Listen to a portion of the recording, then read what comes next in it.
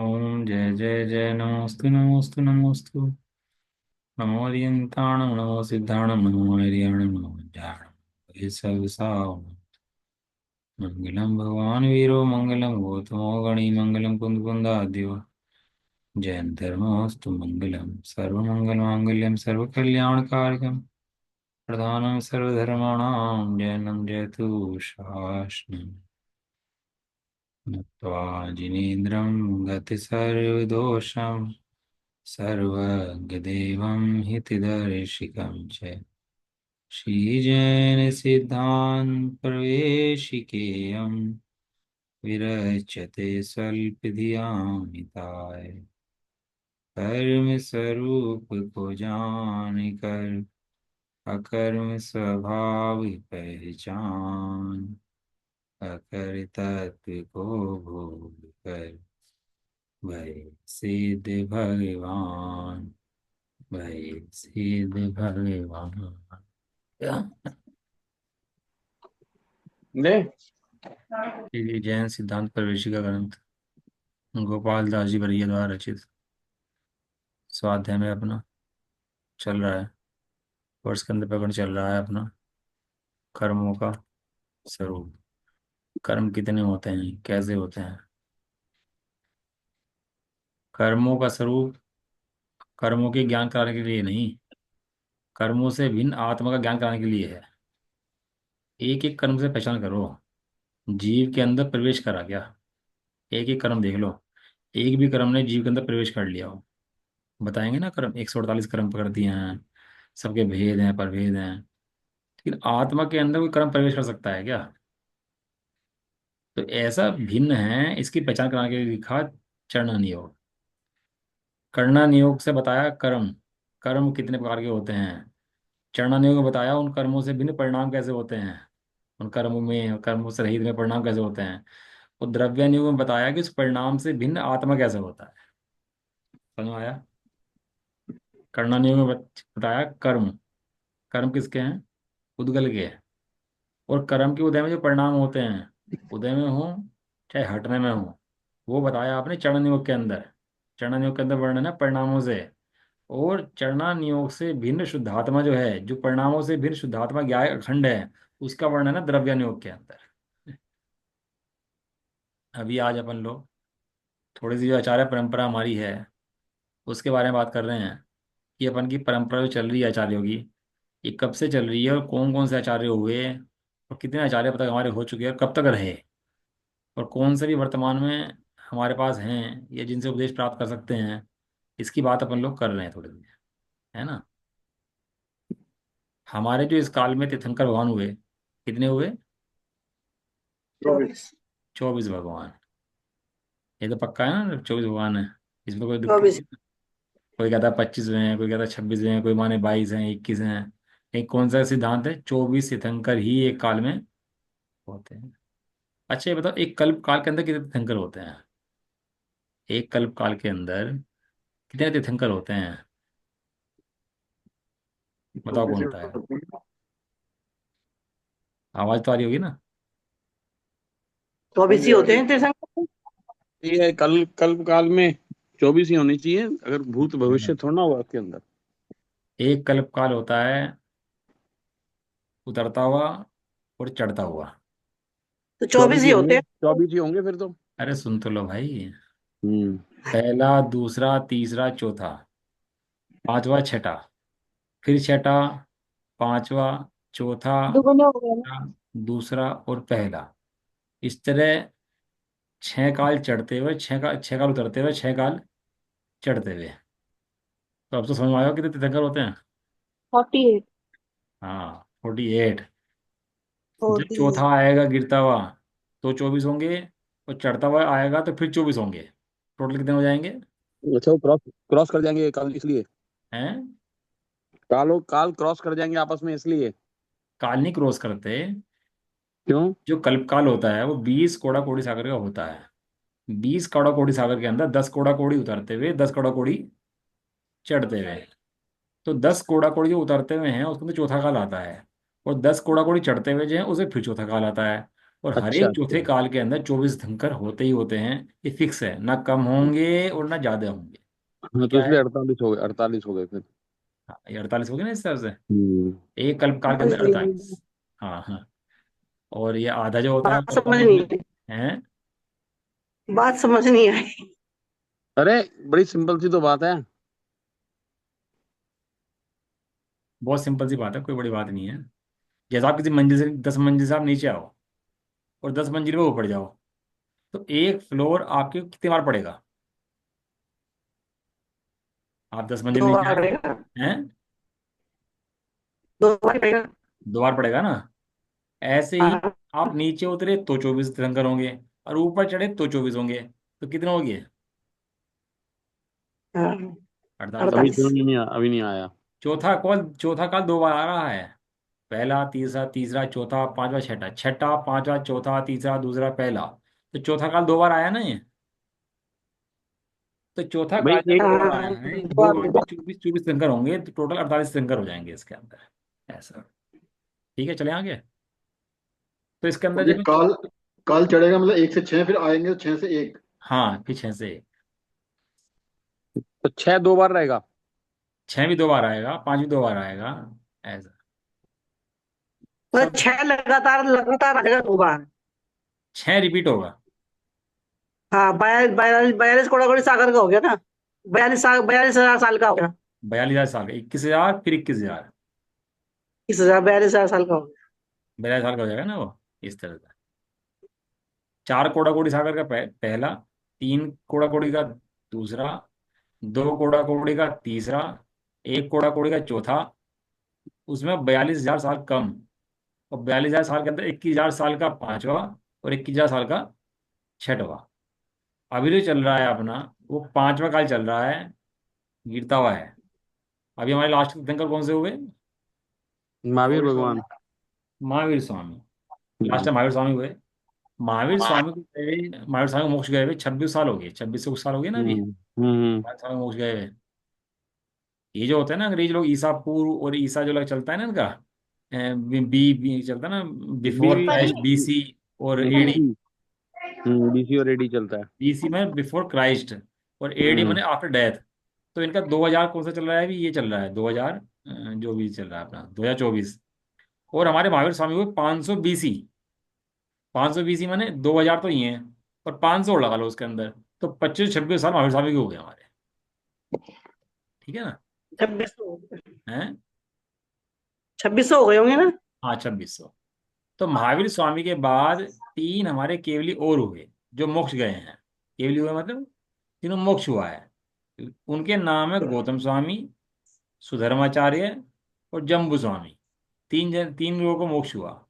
जम्बू स्वामी को पटना से मोक्ष हुआ, है ना। सेठ सुदर्शन पटना हाँ। जान, सुदर्शन सेठ को भी पटना से हुआ। और नहीं जम्बू नहीं, स्वामी। जम्बू सॉरी को तो मुका से होगा ना। क्या कह रहे हैं? जम्मू स्वामी मथुरा से हुआ है। मथुरा से। मथुरा से, मथुरा, जम्बू सुदर्शन सेठ। मथुरा 84। सुदर्शन सेठ पटना से, हाँ। सही बराबर। और जम्बू स्वामी मथुरा से मोक्ष गए। तो तीन मोक्ष हुए, गौतम स्वामी का, सुधर्माचार्य का, और जम्बू स्वामी का। ठीक है। ये तो मोक्ष हो गया इनका। और टाइम पीरियड भी है, कितने समय के अंदर मोक्ष हुआ है इनका। इसके बाद जो हुए 5 शुद्ध केवली हुए। आप नोट करना है, नोट कर सकते हो आप इसको। आप नोट करना चाहो ना, अच्छी इन्फॉर्मेशन है, पूरा बताऊंगा परंपरा आज तक की, कितने आचार्य कैसे हुए, कैसे कैसे घटे हैं ये। हाँ बाजी, बहुत दिनों बाद आई हो आज, क्या बात, कभी आती हो चली जाती हो क्लास के अंदर। और नहीं, सब क्या कर रहे हो? थोड़े हैं? बिजी थे 3 4 दिन से। अच्छा। सब लोग कैमरा कर लो भाई, अपने कैमरे बंद कर रखे हैं सब लोगों ने। बच्चे वगैरह चले गए तो थोड़ा वो हो गया 3 4 दिन। गीता जी, मोती रानी जी, डॉक्टर साहब, माता जी, सब कैमरे कर लो भाई अपने, हैं कैमरे करके बैठो अच्छे से अपने। वही तो तो। अपने महावीर स्वामी के 24 तीर्थंकर हुए। उसके बाद जो मोक्ष हुआ, मोक्ष तो गौतम स्वामी, सुधर्माचार्य और जम्बू स्वामी। इसके बाद किसी को मोक्ष नहीं हुआ। हालांकि मोक्ष चौथे काल के अंदर ही होता है, लेकिन यहाँ पर जो है पांचवें काल में मोक्ष हो गया। वो क्यों हो गया? क्योंकि इनका जन्म चौथे काल में हो चुका था। पांचवें काल में मोक्ष नहीं होता। इस पंचम काल में ऐसी स्थिति नहीं है कि जी मोक्ष प्राप्त कर ले। लेकिन जन्म इनका कौन से काल में हुआ था? चौथे काल में जन्म चौथे साल। हो गया। जब वे तीनों मोक्ष चले गए, इसके बाद 5 शुद्ध केवली हुए जिन्हें द्वादशांक का ज्ञान था। जिन्हें कितना ज्ञान था? द्वादशांक का ज्ञान। द्वादशांक। और द्वादशांक के अंदर जो अक्षर है ना, वो 18,446 संख हैं। संख इसे आप समझो तो 1.84 करोड़ नील, बहुत बड़ी संख्या है मतलब। वो 20 अंकों तक बैठेगी। इकाई, दहाई, सैकड़ा, हजार, 10,000, लाख, 10 लाख, करोड़, 10 करोड़, अरब, खरब, मतलब ऐसे 20 गिनती रहेंगी, 20 गिन। अरब, अरब के बाद खरब, खरब, नील, शंख। नील, जो शंख लास्ट शंख। में आता है ना, उसके अंदर भी 18,000 शंख जाएंगे उसके। इतनी ये संख्या पांच केवली जो आवाज कट शंख, पदम, ये पदम, पंचम में शंख, हुई। नील, ऐसे कुछ है। आवाज कट रही है।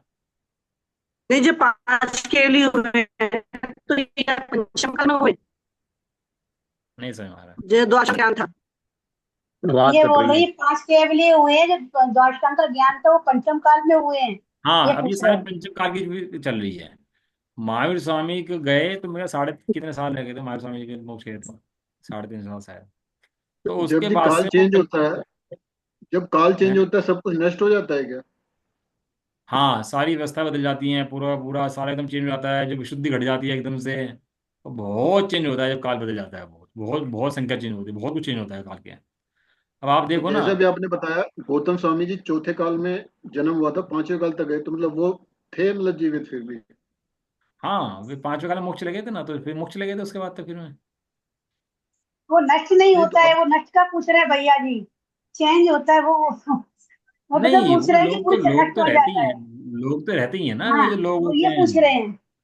अच्छा। वो ऐसा ना कि एकदम भ्रष्ट नष्ट हो गया सारा सारा, ऐसा नहीं होता। कि वो काल, यही पूछ रहे हैं। जो साल चेंज हुआ, ईयर चेंज होने से क्या समझ जाते हैं क्या? जब साल चेंज होता है नहीं हो तो गया आए। ना, पहले आई, सब नष्ट हो जाएगा। नहीं, जी पता नहीं, डिस्टर्ब बहुत हो रहा है।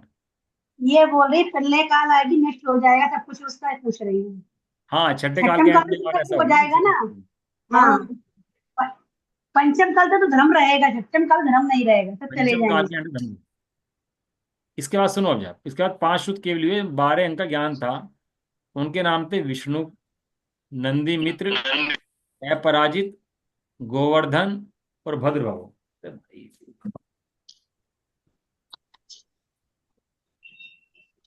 क्या क्या नाम थे उनके?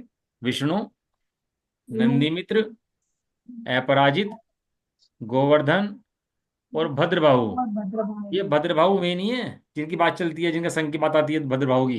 ये भद्रबाहु दूसरे भद्रबाहु हैं। जो अपने से पढ़ते हैं ना भद्रबाहु की बात, ये वो भद्रबाहु नहीं है। अब ये द्वादशांग के मतलब पूरी जिनवाणी, जिनवाणी के अंदर 12 अंग होते हैं। कितने अंग होते हैं जिनवाणी के अंदर? 12। 12। 12 अंग। 12 अंग को हम 11 अंग 14 पूर्व भी कहते हैं। ये द्वादशांग कहते हैं ना। तो द्वादशांग का मतलब क्या होता है? 11 अंग 14 पूर्व। तो 12वां जो अंग है ना, उसके अंदर 14 पूर्व है। 12वें अंग के अंदर कितने पूर्व है? 14। 14। 12वें अंग के अंदर 14 पूर्व है। तो जो 14 पूर्व है ना, उसको 12 अंग कहते हैं। तो द्वादशांग के अंदर 11 अंग 14 पूर्व। तो ये तो हुए 12, पूरे 12 अंगों के ज्ञान ज्ञाता। इसके बाद 10 पूर्व तक के, यानी 11 अंग और 10 पूर्व तक के जो ज्ञाता हुए, 11 आचार्य हुए हमारे। 11 मुनिराज हमारे हुए कितने? 11 अंग और 10 पूर्व तक। 14 पूर्व। हाँ, 11 अंग 10 पूर्व तक के।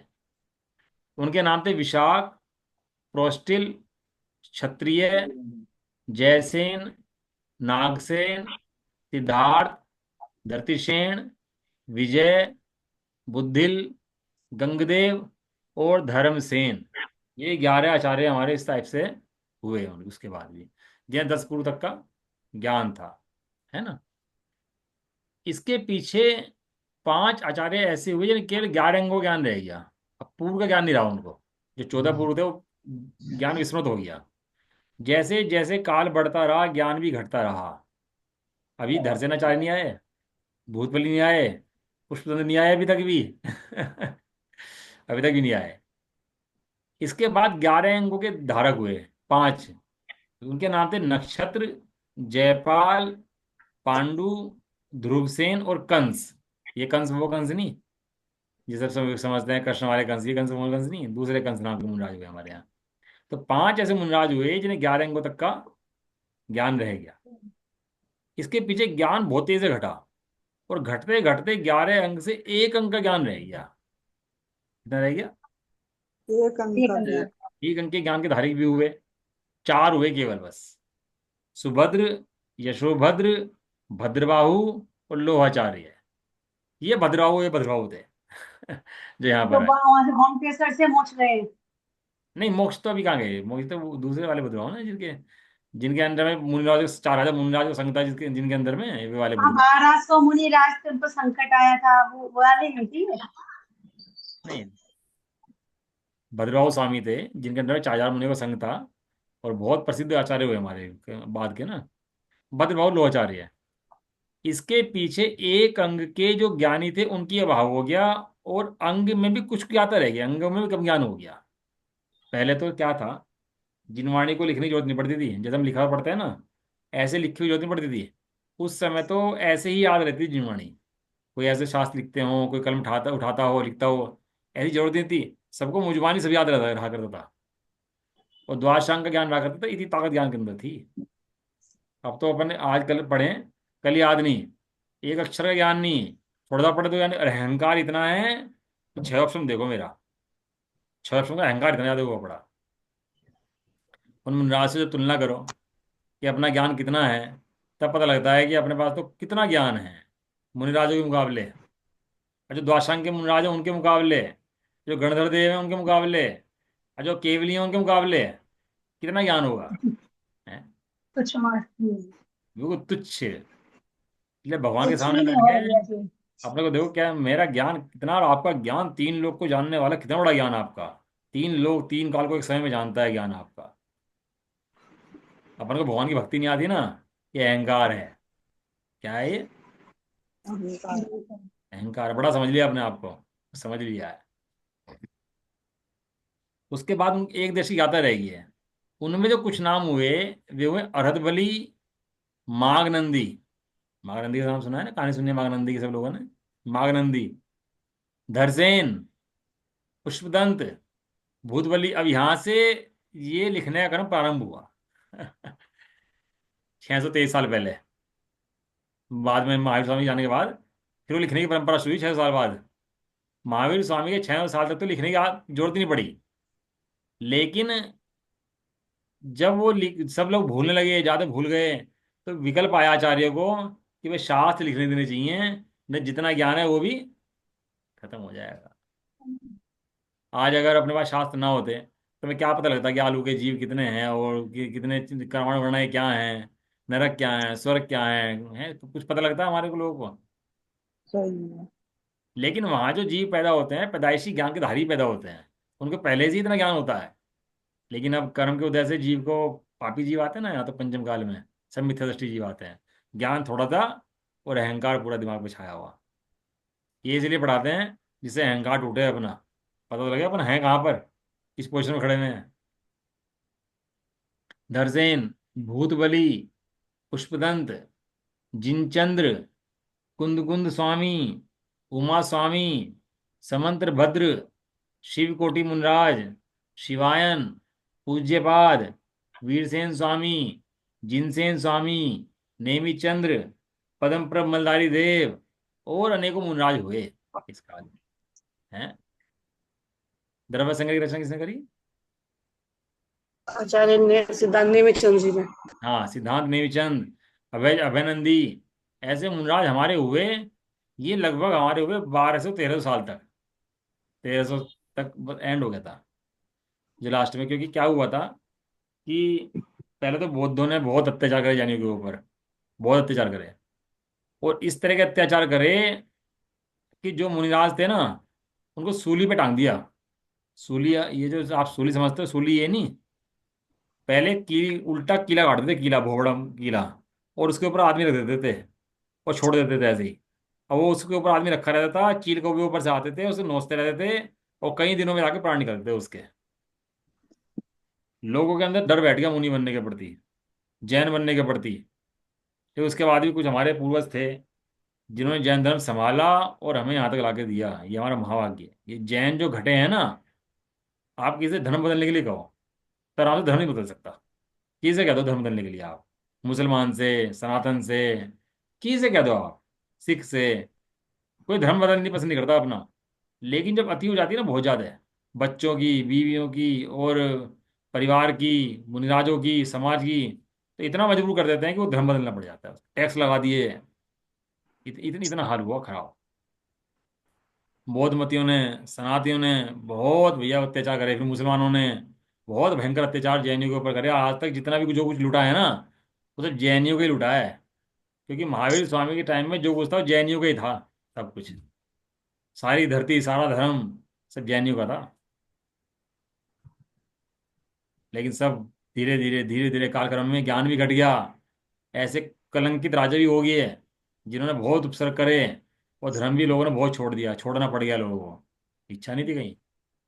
सही है। जब भारत पाकिस्तान में बंटवारा हो गया तो इच्छा थोड़ा ना थी जाने की लोगों की। वहां भी प्रॉपर्टी थी लोगों की, काम कर रहे थे, मंदिर थे, यहाँ भी लोग काम कर रहे थे, लेकिन मजबूरी में सबको भागना पड़ा, और सब छोड़ के भागना पड़ा अपना। हम्म? वो मुल्तान मंदिर के तो शास्त्र और प्रतिमा, इतनी भारी प्रतिमा आज भी रखी, बताओ मंदिर के अंदर वहां पर जयपुर में। देखो तो आपको आश्चर्य हो जाए कि वो प्लेन के अंदर आ कैसे गई प्रतिमा इतनी सारी। मना कर दिया उसने जहाज उड़ाने से, कहना मैं जहाज नहीं उड़ाऊंगा, और भैया आप अपनी प्रतिमाएं उतारो इनकी। तो सोना उतार दिया, गहने उतार दिए, पैसे छोड़ दिए, सामान छोड़ दिया। कहने लगा सब छोड़ दो लेकिन भगवान ले आने हैं। क्या फर्क पड़ रहा, पैसे रख लो, भगवान तो नहीं बन जाएंगे। भाई प्रतिमा तो जयपुर में आ रहे हो तो जयपुर में तो प्रतिमाएं बहुत सारी हैं, और बन जाएंगी प्रतिमाएं जयपुर में। लेकिन आप उन लोगों की ताकत देखो भाई साहब। अब जैन कहना आसान है, हम लोग मंदिर की सेवा कितनी कर पाते हैं, वो कितना दे पाते हैं, प्राण दे दिए, लेकिन जैन धर्म नहीं छोड़ा। एक प्रतिमा लाए जहाज के अंदर, और जो जहाज चलाने वाले सरदार जी थे, वो बोले, कहने लगे प्रतिमाएं रख के, कहने लगे तुम भी बैठ जाओ, उड़ाकर देखता हूँ, उड़ गया तो तुम्हारी किस्मत है, और नहीं उड़ा तो भैया सब खत्म हो जाएगा। कहने लगा ठीक है, उन प्रतिमाएं बैठाई, उनको बैठाया, जहाज उड़ाया। तो वो कहने लगा बाद में कि जहाज ऐसे उड़ा जैसे हवा में तैर रहा हो। कह रहे इतना हल्का जहाज मैंने आज तक नहीं उड़ाया। ये प्रतिमाएं मुल्तान मंदिर की, पाकिस्तान की, आज भी रखी है, बताओ। अपन जैन लोगों ने सोना छोड़ दिया, गहने छोड़ दिए, ये प्रतिमाएं नहीं छोड़ी, भगवान नहीं छोड़े, जैन धर्म नहीं छोड़ा। आज हमें थोड़ा सा परिग्रह का प्रसंग पड़ जाए, थोड़े लाभ भाव का प्रसंग बन जाए, तो स्वाध्याय छोड़ दें, मंदिर छोड़ दें। पैसों से पहले छूटते हैं मंदिर, स्वाध्याय। ज्ञान घट गया, रुचि घट गई। क्या हुआ, ज्ञान घट गया, रुचि हो गई। ज्ञान तो घटा ही, विशुद्धि घट गई। ज्ञान कम होता लेकिन इतनी रुचि होती तो भी चल जाता काम। आज मंदिर में शास्त्रों में धूल लग रही है, पढ़ने वाले नहीं रहे। मंदिर में दशलक्षण में कितने लोग जाते हैं मंदिर, जिस दिन दूध वो होती है अनंत चौदस, कितना मंदिर भरा रहता है। और जब अनंत चौदस चली आती है तो सब लोग चले कहाँ जाते हैं? ये सब है तो जैनी ना भाई, जो मंदिर में आए थे, वो भदैया जैनी। अब वो एक दिन के लिए कितनी भीड़ मंदिर के अंदर, ये कहाँ से आ जाते हैं सारे निकल निकल के, तो चले कहाँ जाते हैं फिर बाद में। बहुत स्थिति अपने लोगों ने खुद ही खराब कर ली। जिन परंपराओं को हमारे पूर्वजों ने संभाल के दिया, उन परंपराओं को हमने ऐसे तोड़ दिया अपनी त्रासी। आलू खा लेंगे, अभक्ष खा लेंगे, रात खा लेंगे, अनछना पानी पी लेंगे। जिन परंपराओं को हमारे पूर्वजों ने संभाल के दिया, बताओ आज भी जैन किसी के हाथ में लोटा और छलना जलना छलना हो, लोटा हो, तो क्या कहेगा, जैनी जैन ही है। ये परंपरा किसने चलाई, हमारे पूर्वज, किसके लिए चलाई? हमारे अरे अरे तुम, हम पानी अनछना कैसे पी सकते हैं, हमारा तो छलना लोटा तो हमारी पहचान है। घर का खाना शुद्ध बनाना है तो पहचान है भैया हमारी। अभक्ष भक्षण का एक दाना, एक बूंद मुंह में चली कैसे जाती है? ये परंपरा तोड़ता है तो बहुत पाप लगता है इसको। जिन परंपराओं को यहाँ तक लाए, कैसे लाए, उनको तोड़ देता है। भगत सिंह थे, सुखदेव थे, राजगुरु थे, सुभाष चंद्र बोस थे, सबने जान गंवा दी अपनी। और देश का हाल देखते ना आज अपने, तो रो पड़ते, कहना हमने किसके लिए जान दे दी। यही हाल हमारे धर्म में भी है, उन लोगों ने प्राणों की बलि दे दी। हैं? अकलंक देव, निकलंक देव, प्राणों पर खेल की, धर्म की रक्षा सुखदाई। जैसे लोगों ने आजादी में प्राण गंवाए हैं ना, ऐसे जो धर्म हमारे यहाँ तक आया है ना, लोगों ने धर्म की रक्षा में प्राण गंवाए हैं। ये धर्म यहाँ तक ऐसे ही नहीं आया, शास्त्र यहाँ तक ऐसे ही नहीं आए। किस दिन कहानी सुनाऊंगा ना आपको कि शास्त्र यहाँ तक कैसे आ गई है, तो रो पड़ोगे आप किस दिन कि यार शास्त्र मेरे पास आए और मैं पढ़ने का टाइम नहीं है मेरे पास इन शास्त्रों को। और एक बार सुनाना भैया जी कहानी। ये किस कीमत पे मेरे पास आए हुए हैं, सुनकर आश्चर्य रह जाओगे। कैसे आग लगी थी और कैसे मारे गए थे, कैसे काटे गए थे, वो कितने उपसर्ग हुए थे, कितना बदलाव कर दिए इनके अंदर, शास्त्रों के अंदर। फिर भी किस कीमत पर हमें शास्त्र मिले हैं हमें पता नहीं है। हमने रत्नों के भरे हुए कट्टे को कौड़ियों के भाव बेच दिया, और कूड़े के जो भरे हुए ट्रक थे वे हमने रत्नों में खरीद लिए। क्या नहीं है हमारे पास आज, लेकिन हम गुलाम हो गए अंग्रेजों के, अंग्रेजी के। है कोई अंग्रेज दिख जाए, अंग्रेजी मैम दिख जाए, तो ऐसा हो जाता है बिल्कुल, बस क्या हो, क्या दिख गया। क्या है उनका, शील नहीं है, संयम नहीं है, क्या है उनके पास? है समाधि नहीं है, धर्म नहीं है, क्या है? विदेशों में चले जाएं, क्या है वहां पर? जैन धर्म नहीं है, मंदिर नहीं है, संयम ही नहीं है, स्वाध्याय करने वाले नहीं है, चर्चा करने वाले नहीं है, क्या है वहां? लेकिन अपन लोगों ने अपनी परंपराएं खुद तोड़ ली। जो परंपराएं अत्यंत मेहनत से लाई गई थी, उनकी हमने कीमत ही नहीं करी। विषय भोग की बुद्धि हावी रही। चलो ये आगे बढ़ते हैं इनके अंदर। जो अपने जो आचार्य हुए वे बाद के 1200 1300 साल तक तो आचार्य हमारे हुए। उसके बाद हमारे आचार्य होने बंद हो गए, उसके बाद आचार्य रहे नहीं। और लगभग 400 साल तक, 300 400 साल तक धर्म की विच्युति मतलब धर्म में कोई धर्मात्मा जीव की विच्युति रही इन साल के अंदर। बहुत कम, कहीं कहीं कोई कोई बिरला जीव पैदा हुआ, नहीं तो कोई धर्मात्मा नाम लेने वाला नहीं रहा। इतना बुरा हाल हुआ। ये जो आज परंपराएं हमें मिली हुई है ना, ये उस काल में बहुत परंपराओं में बिगाड़ खाता हुआ। बताओ, रात्रि भोजन शुरू हुआ, कोई व्यक्ति पहला ऐसा होगा ना जो रात्रि भोजन करा होगा। अंचना पानी शुरू हुआ, जैनियों तो नहीं पीते थे, कोई तो पहला जीव ऐसा होगा ना जिसने अंचना पानी पिया होगा। एक ने शुरू करके पूरी परंपरा बिगाड़ दी, पूरा ढर्रा खराब कर दिया आगे तक का। उसके बाद आचार्य तो हुए नहीं, लेकिन थोड़े वर्तमान में कुछ मुनि हैं। लेकिन इसके अंदर अब जो पंडित लोग अपने हुए हैं, उन्होंने बहुत काम करा है पंडितों ने भैया। जिनके अंदर कुछ नाम है, बनारसी दास जी, सदाशिव दास जी, में लिखे नाम, टोडरमल जी और दौलत राम जी हैं। आपके दिमाग में कुछ नाम आ रहे होंगे तो बता सकते हो, है ना। जयचंदी छाबड़ा जी। इन विद्वानों ने अपने आप में स्तंभ खड़ा करा है धर्म का। और ये कोई 50 100 साल बाद पैदा हुए। राजमल जी, पांडे जी, श्रीमद राजचंद जी, ये नाम कैसे ऐसे हुए जिन्होंने धर्म को संभाला और धर्म को आगे बढ़ाया। बरणी जी भी तो हुए भैया जी। वर्णी जी, डॉक्टर साहब, ये स्वामी जी, ये लोग ऐसे हुए हैं जिन्होंने वास्तव में धर्म के लिए बहुत प्राण दे दिए, जीवन दे दिया अपना इन लोगों ने। लेकिन ये बाद के भी ज्यादा 250 300 साल की घटनाएं हैं बस ये हैं, जो अपने में ढूंढारी भाषा में शास्त्र हैं। ये रत्न सावचार कह लो या कोई भी कह लो, ये 250 300 साल पुराने हैं अपने पास। इसके बाद कोई शास्त्र, इसके पहले कोई शास्त्र नहीं है, इससे पहले तो आचार्य के शास्त्र है बस। पंडित आशाधर जी हुए एक बस, सन 1200 के आसपास हुए हैं वे भी, शुरू शुरू में हो गए वे भी। आशाधर जी हुए जिन्होंने सागर धर्मामृत और अनगार धर्मामृत की रचना करी, ऐसा। ठीक है ना। तो इस तरह से हमारे पास शास्त्र कैसे आए, किस परंपरा में कितने मुनराज हुए, बाद में किसे विकल्प आया और कैसे रख के रखी गई, ये सब ज्ञान के आधारभूत हैं। इनको पढ़ने से ज्ञान सम्यक होता है। इसलिए इस परंपरा को याद रखना चाहिए और उनका उपकार स्मरण करना चाहिए। सबका उपकार में और जो शांति सागर जी महाराज हुए हैं वो वो 20 पंथी मुनराज हुए हैं। शांति सागर महाराज साउथ में हुए हैं। 20 पंथी हैं, शांति सागर जी। वो सब 20 पंथी की परंपरा हमारी चली है, वो बहुत ज्यादा है। देखो कालक्रम में हुआ क्या है, अब तो समय ही हो गया तो शास्त्र पढ़ाई नहीं जाएगा। कालक्रम में हुआ क्या है कि जिस समय महावीर स्वामी थे ना, उसके बाद तो ज़्यादा दिक्कत नहीं थी क्योंकि बौद्ध मत चल पड़ा था उस समय तक। लेकिन धीरे धीरे क्या हुआ, कौन कौन स्वामी के टाइम तक, उस टाइम तक श्वेतांबर मत जन्म ले चुका था। श्वेतांबर मत होता है ना, तो श्वेतांबर मत जन्म ले चुका था क्योंकि द्वारका में अकाल आया था ना 12 साल का, तो उसके अंदर वो श्वेतांबर मत जन्म ले लिया। और इस काल के अंदर है क्या कमाल की बात कि कुपरंपरा चल जाए कुपरंपरा हटती नहीं। परंपरा चल तो जाती है, ये कुपरंपरा। अभी हम वहां गए चांदनी चौक मंदिर में, वहां लिखा था श्री अग्रवाल दिगंबर जैन समाज। अब बताओ अपन लोग अग्रवाल हैं क्या? अपन लोग अग्रवाल हैं क्या? अग्रवाल से कोई लेना देना हमारा? गुप्ता, गर्ग, मित्तल, अग्रवाल, इन समाज को लेना देना किस तरह का? कोई धर्म परिचय, शादी ब्याह, कुछ खाना पीना मिलता है हमारे को जिनसे?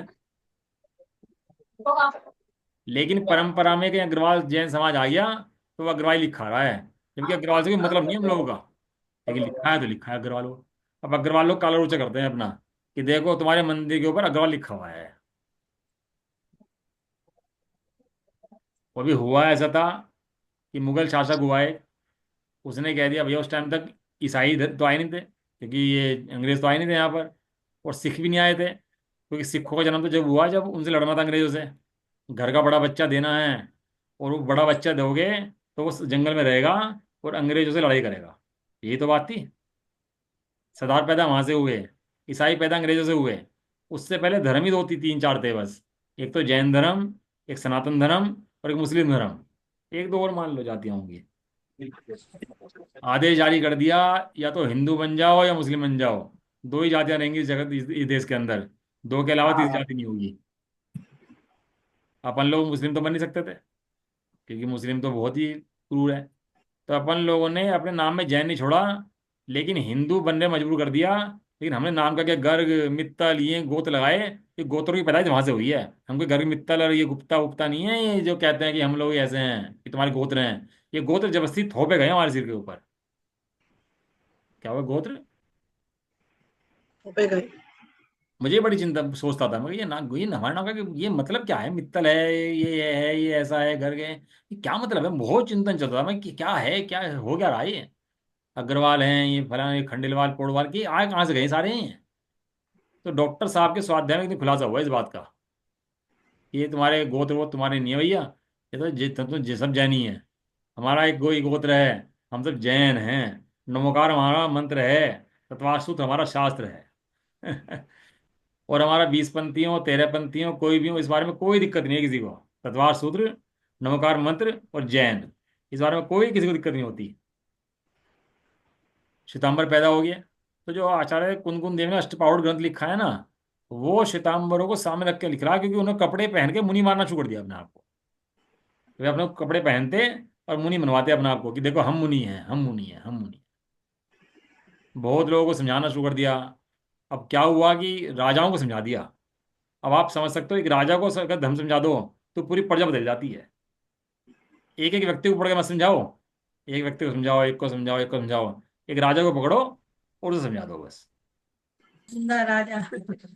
साउथ साइड में जो भट्टारक आदि हुए हैं, और जो अपने इधर बहुत बिगड़ी है साउथ में व्यवस्था, ये सब ऐसे ही हुआ है। वो उन्हें भट्टारों को उन्हें समझा दिया राजा को, और राजा ने पूरा धर्म बदल दिया।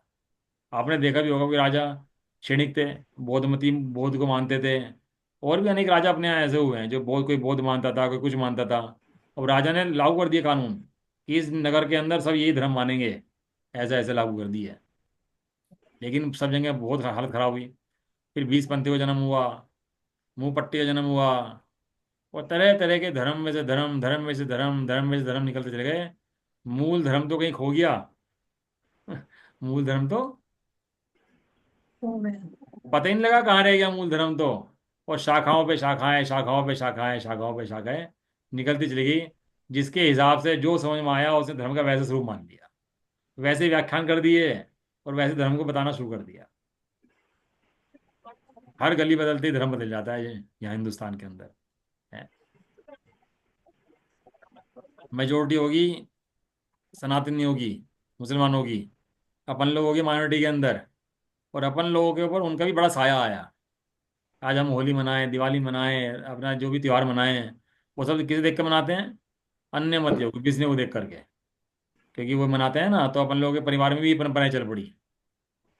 तो मेजोरिटी के हिसाब से हम लोगों ने मान लिया कि हमारे कोई धर्म नहीं है ये, कि तेरहवीं करना, उठावनी करना तो हमारा काम नहीं है। सूतक पातक भी हमारे यहाँ नहीं है। आप सो कमाल कर दिया आपने, क्या बात कर रहे हैं? कि सूतक पातक हमारे यहाँ नहीं है, कि वहां से आए हुए हैं। हमारे यहाँ सूतक पातक की व्यवस्था ही नहीं है। शुद्धि अशुद्धि की व्यवस्था है केवल।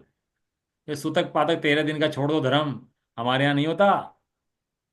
धर्म छोड़ दो, खाना मत छोड़ो। 13 दिन का सूतक लगा रखा है तूने, 13 दिन का खाना भी छोड़ दे भाई साथ में। व्यापार नहीं सब्जी। छोड़ेगा, खाना खाना नहीं ज्यादा हो छोड़ेगा। जाता है और एक बार ज्यादा हो जावे घर में रह के। और मंदिर के बाहर से ढो देकर भाग आएगा कि भाई क्या हो गया, क्या समस्या आ गई है। इस मंदिर को नहीं हाथ लगाना। यहाँ तो भैया जी मंदिर नहीं जाते, यहाँ पे तो मंदिर ही नहीं जाते 13 दिन तक। ये सब उस श्वेतांबर परंपरा से आए हुई चीजें हैं, पुस्तक पाते कि हमारी जैन धर्म की नहीं है।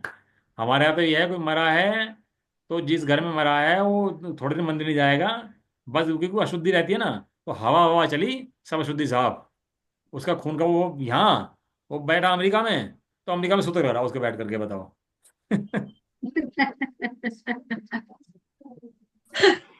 ये तो घर में बच्चा पैदा हुआ है तो अशुद्धि होती है, तो जच्चा बच्चे का कमरा अलग कर दिया और उस कमरे में कोई गया तो उसका शुद्धि होगी, इतनी बात है। उस कमरे में जाके निकलेगा तो अशुद्धि हो जाएगी, नहा कपड़े बदल ले, शुद्ध हो गया। इसमें खून का संबंध कौन सा शुद्ध हो गया भाई तेरा। वो लड़की 7 फेरे पढ़ने से पहले कोई अगर उसका मर गया घर में, पीछे बाप का कोई मर गया ना, अपने घर के अंदर भाई मर गया, तो सुतक ले जाएगा। और 7 फेरे पूरे होते ही अब उसका भाई मर गया, अब सुतक लगेगा नहीं लगेगा उसको। पातक सुतक जो नहीं भी पातक लगेगा नहीं लगेगा। नहीं लगेगा। कमाल ही हो गया, वही खून वही लगता स्त्री। है। अब क्या बदल गया भाई उसके अंदर। नहीं, फिर ये अगर पूरे ना भी हो तो भी उसको पूजा के साथ साथ फेरे पूरे करवा दिए जाते हैं सूतक में। सूतक पातक मतलब जो भी है हाँ, उनके इसी बीच में में करवा दिए जाते हैं। मर रहा मैं जान दे, तो फेरा पूरा करो अपना फटाफट हाँ, कि तुम फेरे, और उस टाइम पूजा चल रही होती है फेरों के टाइम पर, तो तब नहीं सूतक पातक मानते हम लोग। मतलब ये बहुत विडंबनाएं हैं समाज की। धर्म छोड़ना हो तो पहले तैयार है, और भोग छोड़ना हो तो सबसे पीछे। भोग छुड़ा के दिखा दो इससे, धन छुड़ा के दिखा दो इससे, है वो नहीं छोड़ेगा बिल्कुल ही भैया। तो इसलिए सूतक पातक अपन लोग नहीं है। बहुत सारी मान्यताएं हमारे यहाँ तुम सोचोगे ना, ये सब गहित मिथ्यात्व हैं जो हमारे यहाँ अड्डे जमा के बैठे हुए हैं, हमारे हमारे समाज के अंदर बता रहा हूँ मैं। और ये सब केवल इस वजह से आए हैं क्योंकि मेजोरिटी हमारे ऊपर बैठी हुई है। हम चाहें तो छोड़ सकते हैं, कोई बड़ी बात नहीं है। आज हम स्वतंत्र देश के स्वतंत्र नागरिक हैं। Article 19F of constitution of India कहता है प्रत्येक व्यक्ति को अपने हिसाब से जीने का अधिकार है, अपना धर्म मानने का अधिकार है। कॉन्स्टिट्यूशन में राइट दिए हैं। अगर हम आज चाहें अग्रवाल हटा दें वहां से, मंदिर के आगे से, तो मना करता है हमारे को। यदि कमेटी निर्णय कर दे अग्रवाल नहीं लगेगा तो क्या समस्या है। तो प्रस्ताव रखो ना, प्रस्ताव रखो जब तो दिमाग में आएगा किसी के। हाँ, प्रस्ताव रहना चाहिए, बात सही कह रहा आप। हम भी ढीले हैं, बातें करते हैं, प्रस्ताव नहीं रखते। हम भी जब समाज प्रस्ताव नहीं रखोगे तो किसी दिमाग में भी नहीं आने का किसी के। भेजता हूँ, चाने चोली लेटर लिख के मैं जरूर भेजूंगा। आप लेटर जरूर भेजूंगा लिख कर, कोई पढ़े ना पढ़े लेकिन लेटर जरूर भेजूंगा आप उसका हाँ, भेजना चाहिए। भैया हाँ, वो जिनवाणी में लिखा हुआ है कि किसी के जैसे कोई गुजर गया उसमें होकर आओ तो फिर है ना भगवान जी का सामान नहीं छू सकते, वो सूता क्या लग है, जाता है। जैसे किसी मरने के अंदर गए आप, वो बराबर बात है। हाँ आप आके नहा हाँ लो और कपड़े बदल लो तो हाँ, शुद्धि हो। उसके बाद क्या दिक्कत है बताओ। छू सकते हैं ना। हाँ, कोई समस्या नहीं है स्वाध्याय करने में, शास्त्र पढ़ने में कोई समस्या नहीं है। अब क्या हुआ, शास्त्र पढ़ना हो तो भैया पूर्ण शुद्धि हो, कपड़े शुद्ध हों, तब जाके शास्त्र पढ़ सकते हो। तो शास्त्र पढ़ से आदमी अलर्ट हो जाएगा बिल्कुल कि शास्त्र को हाथ नहीं लगा रहा, पता नहीं कितनी बड़ी चीज को हाथ लगा रहा।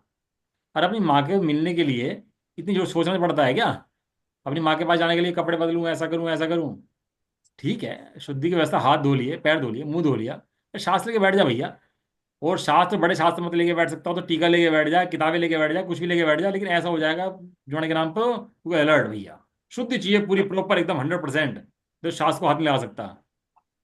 देखो भगवान को छूओगे तो वहां तो पूर्ण शुद्धि चलेगी, वहां तो धोती दुपट्टे बदलेगा और पूरा धोती दुपट्टा शुद्ध होगा जब चलेगा वहां पर। एक जिनवाणी में ऐसी जरूरत नहीं है। अच्छा अच्छा। नवीन भाई, एक बात पूछनी थी।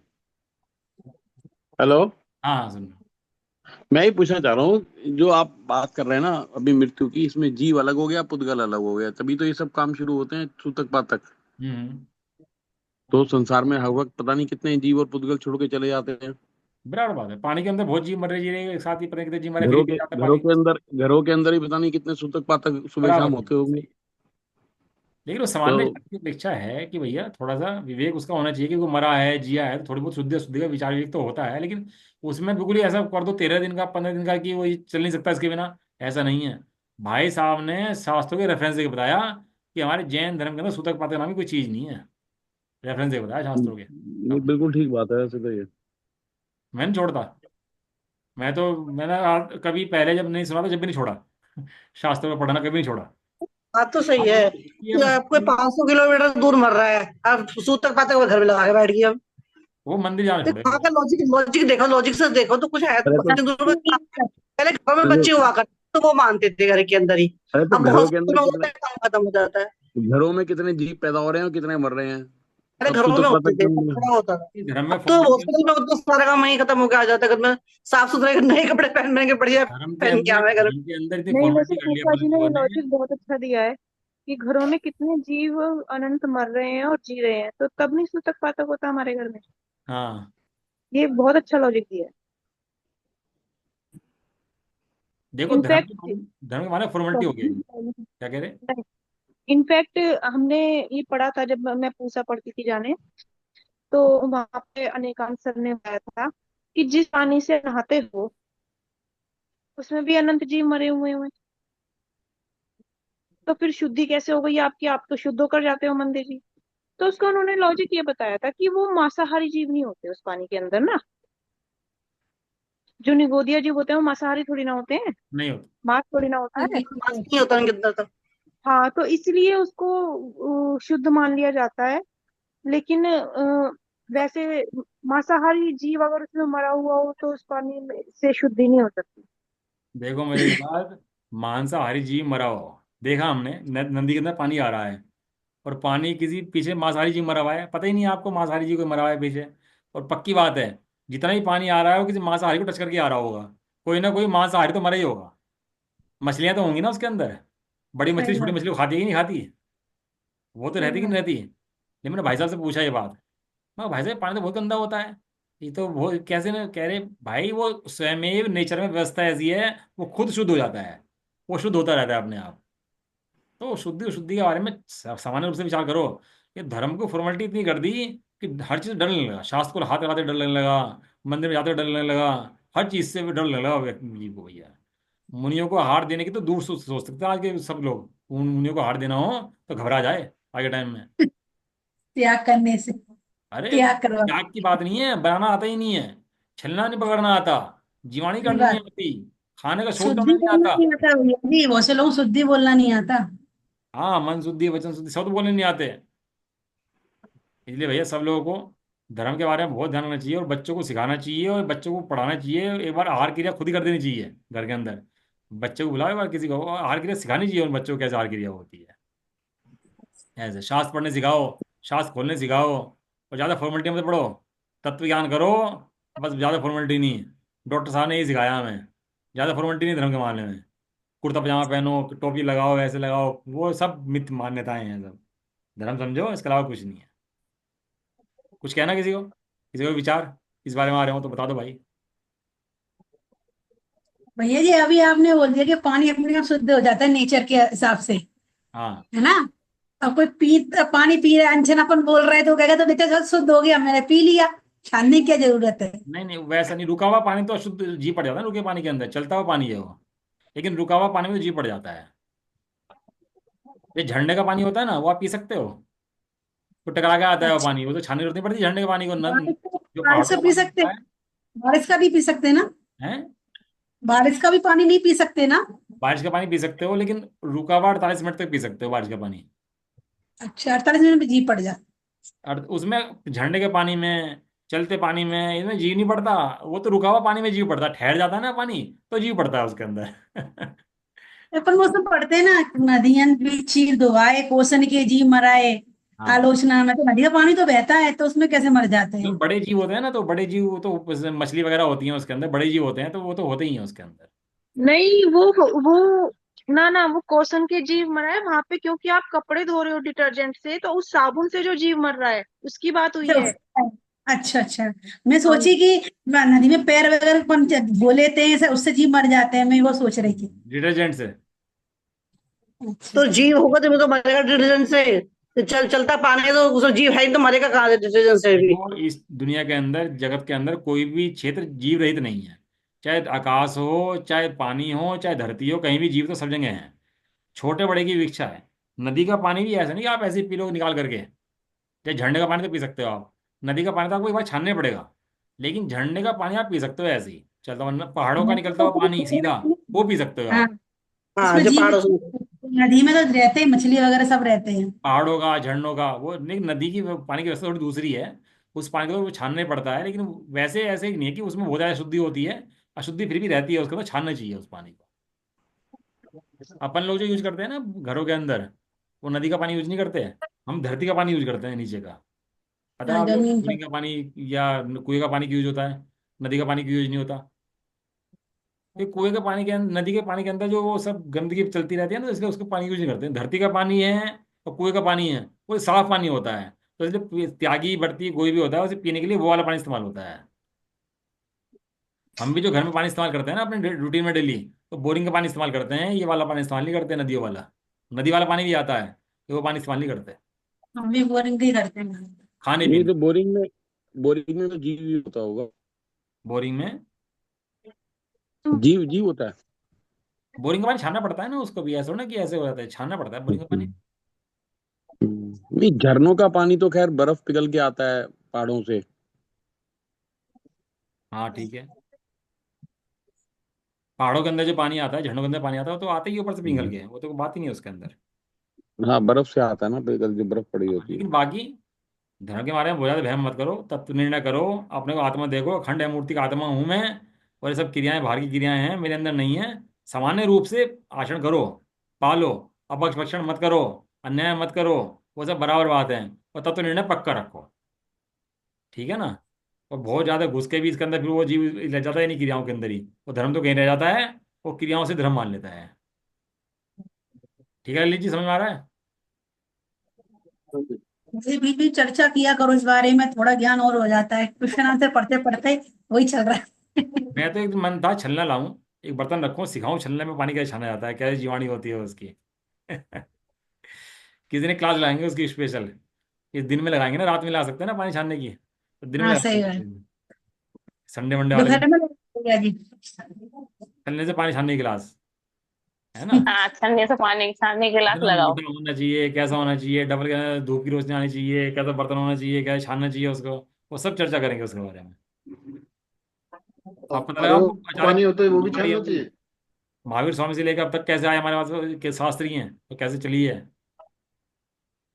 चलो सब, कल शास्त्र की बात करेंगे, शास्त्र कैसे आए अपने पास, कैसे कैसे छपे हैं। हाँ एक चर्चा करो, हाँ थोड़ा क्वेश्चन आंसर से थोड़ा हटके चर्चा में लगाओ, थोड़ा दिमाग खुल हाँ। जाए इससे। हाँ अच्छा है, हम्म। होना चाहिए चर्चा ऐसे कभी। हाँ। अपने अपने पास शास्त्र कैसे आए वो भी वो बताओ। कल बताएंगे, कल कोशिश करते हैं। हम्म। यदि मैं लिख पाया कुछ उसके बारे में, तो नोट्स, मुझे नोट्स बनाने पड़ते हैं हम्म। actually पढ़ाने से पहले। लिख पाया तो बताता हूँ आपको। अच्छा। तैयारी करनी पड़ती है। तैयारी करनी पड़ती है ना भाई, आप लोग बैठ जाते हो क्वेश्चन पूछ लेते हो कुछ भी, तो तैयारी नहीं होगी तो कुछ आपको भी। जनता की डिमांड है भाई। चलो जी। पर उनका समाधान होता है ना भैया जी, कोशिश इसलिए। करता हूँ कल इकट्ठा करने की मटेरियल, कल फिर कोशिश कर देखते हैं, है ना? हाँ, आम जनता की संकल्प डिमांड है। लिए होता है ना, इसलिए सब पढ़ना पड़ता है भैया। हाँ। निज निधि निज में इसमें बताई, बताई ये अनंत उपकार है, उसके लिए जिनवाणी माँ को वंदना सत्य है।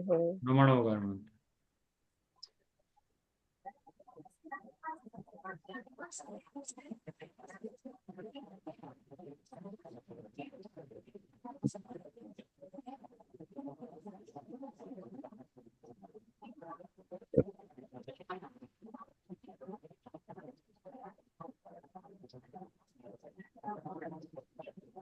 जय बोलो दाशिनी माता की, जय हो। जय। महान जय हो। जी। जय हो। जय जय हो। एक साथ बोलिए। जय जय जय जिनेन्द्र। जिनेन्द्र। जिनेन्द्र। जय जय जय जय सभी हो को जाए, जय जिनेन्द्र। जय। सभी को हो जाए।